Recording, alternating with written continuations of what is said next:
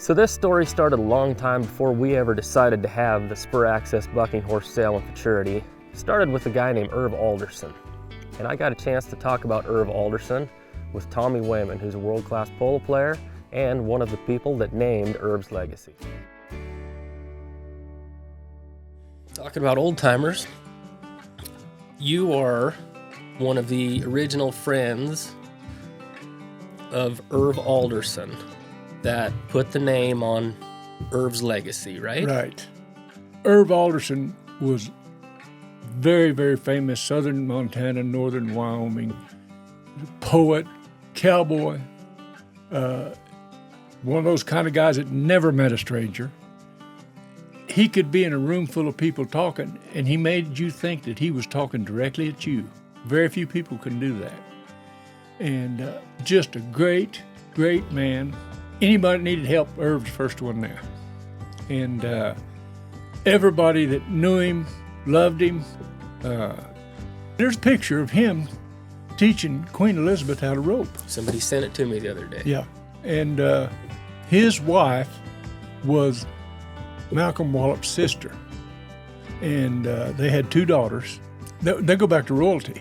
You know, this is in Sheridan, Wyoming, where Queen Elizabeth came over there, and she had family. So let me tell a little bit about the story. So this sale and futurity, where we sell the naming rights to the horses, and then there's futurity. The futurity was the day after the sale. That was the first year we did it. Jimmy Newman, who you mentioned in here earlier, he came up and he bought the horse's name was Ruckus.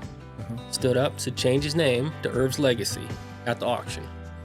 And then he said, let me know what happens at the futurity, which was the next day, because he's going to be at Irv Alderson's celebration of life, the day of the futurity. So we're out here dummy bucking colts, and on paper, old Irv's Legacy, we don't know much about him. And this is all genetic.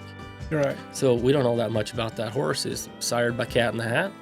It's the first set of colts out of Cat in the Hat, and then out of a mare named Hullabaloo, which we didn't get hardly any colts out of, and he might have been the last one. So next day we go to bucking colts here. Turns out old Irv's Legacy, pretty good with the dummy. Wins the futurity, wins trophy halter, wins 10,000. Called Jimmy. In the meantime, Jimmy was at that service of life, or celebration of life, and was telling you guys about how he named a bucking horse Irv's Legacy. And did you want in? Yep. And so he had more people wanting in than he wanted. And when Jimmy came up with this idea, I mean, he went to certain people that Irv knew very well and said, do you want in?